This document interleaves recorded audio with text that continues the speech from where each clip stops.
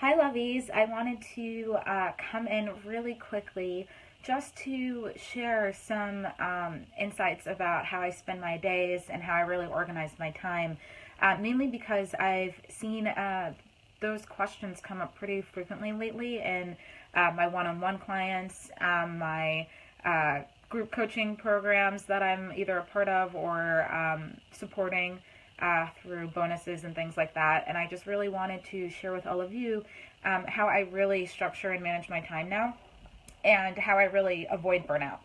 And excuse me because I feel a sneeze coming on. Excuse me.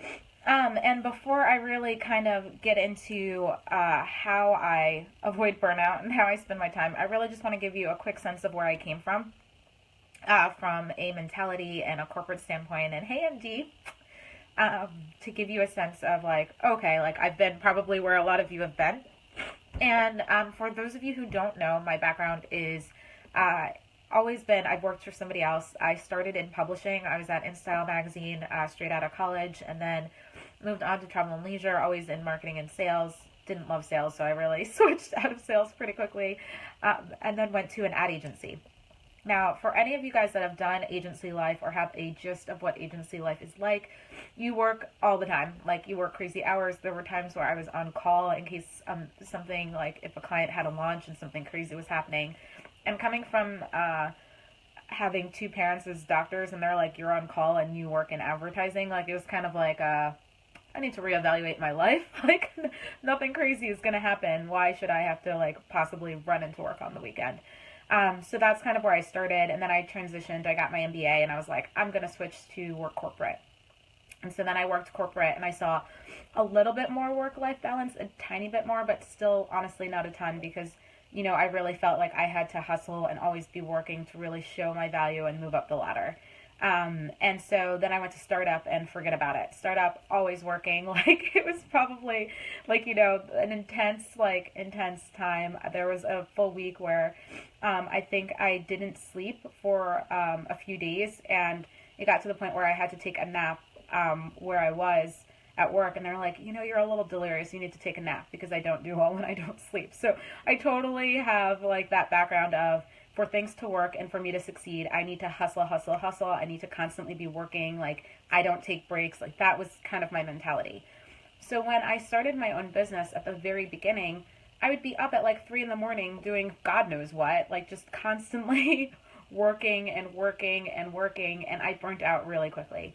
And I had a look at my calendar and I realized that I just said yes to everything. I scheduled things left and right. Like, I didn't want to miss out on any potential opportunity. So if there was an event, I wanted to be at it. If there was an opportunity for me to speak with somebody who may possibly a little bit help my business, I needed to schedule that meeting.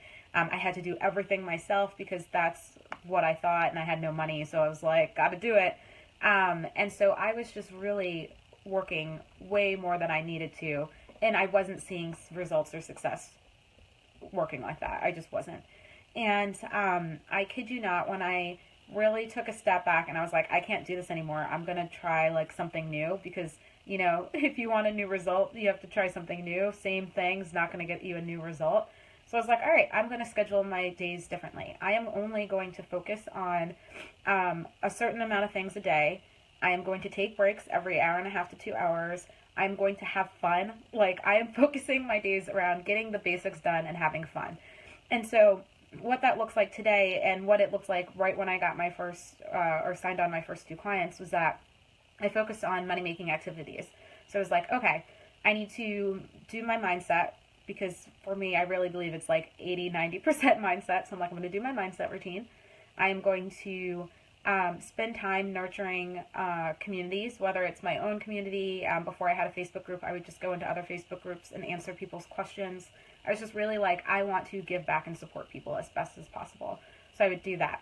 Then I would grow my list. So I would create either lead magnets or challenges, or just share them with the world and just say, hey, this is coming up. Check it out. Come join my list. So I focused on that. Then I really focused on like, okay, I need to book discovery calls. I need to get people on the phone. So I took activities to purely just focus on who can I talk to, who can I support, how can I add value to their lives, maybe somebody wants to work with me, those sorts of things.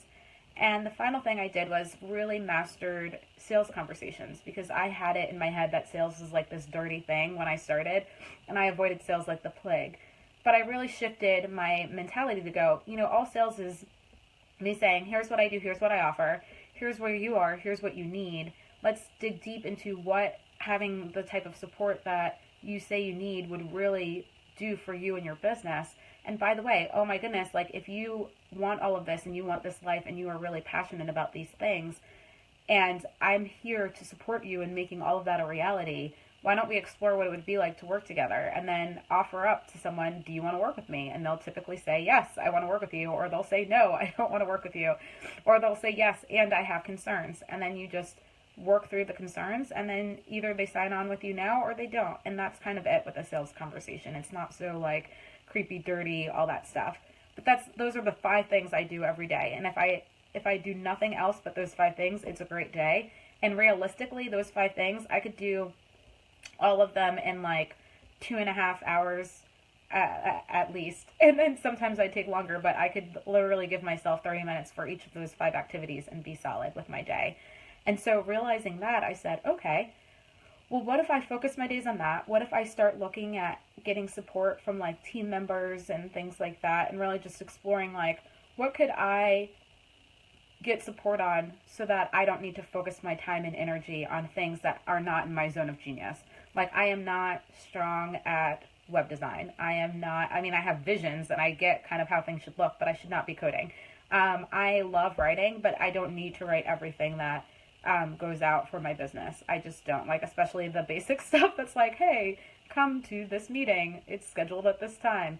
I don't need to be in charge of my calendaring. I don't need to be in charge of my bookkeeping. I really don't need to be in charge of scheduling out my campaigns. There are just so many things that like I don't need to be in charge of. In fact, what I really should be in charge of as the CEO of my business is purely the vision, the strategy, being with my clients in those times with them, whether they're in a one-on-one client perspective, a group coaching perspective, whatever it is, focusing on my clients, and then nurturing my community, doing my own Facebook Lives, obviously. I mean, that's what I love doing. But like creating the content, creating my blog content, creating anything that adds value to your lives. And like everything else, like somebody else could probably take on. And so that's what shifted for me in terms of like, how do I adjust my time and spend my days, is that I narrowed down what it is I focused on, and I made the word no my new best friend. And I was like, you know what? I could do that, but I'm not going to. I could go to that event, or I could go to this other thing, but unless it's definitely going to make a huge difference for my business, then I don't need to be doing it. I need to sleep. Like, for your clients to really want to work with you and to get the best you humanly possible, you have to take care of yourself. And so I started putting self-care every day as a non-negotiable in my day. It could be I'm going to go for a 2-hour walk. It could be I'm going to put on a face mask. It could be I'm going to watch a television show with my dad and like pop over there. Like, it could literally be anything that I want to do that would make me happy. And that's how I focus on making sure that those are included in my day, and how I focus on not burning out. Because if you look at self-care as not just something that's great for you, but also it will impact your relationship with your clients, and it'll make you a better, coach or consultant or freelancer, whatever it is that you focus on. Like, you will be so much better at what you do if you are taking care of yourself. And so I just really wanted to share that with you guys today, and really just let you know that the way I avoid burnout is I make burning out like not acceptable. It's not something. Self-care is non-negotiable for me. It's like, okay, Nikki, like, what do you need to do to be your best self? And then when I start seeing that I'm slipping or I'm not taking care of myself, I take a break. I'm like, all right, obviously I'm not taking care of myself. We're going to put everything on hold and I'm going to go somewhere else right now. Like, you really just need to really, really prioritize the things that are truly going to make a difference in your business, and be comfortable saying no to everything else, being really rigorous with your calendar and your schedule, and really just making sure that you are taking care of yourself, your clients, your business, the main activities that you need to do as CEO of your company, and everything else you can just kind of knock to the side. So that is what I really wanted to share with you guys today. Again, it's just something that I've noticed has been coming up in conversations that I've had with people. So definitely take advantage of that.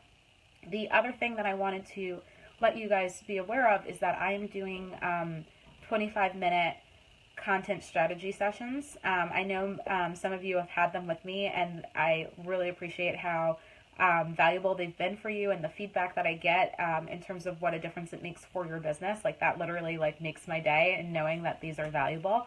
And I'd like to offer them up to folks that have never had a content strategy session with me. So I'll put the link down here, but if you go to nikkinash.co, so Nikki, Nikki, Nash, and as in Nancy, ASH.co, /content strategy session, you will be able to apply for a content strategy session with me.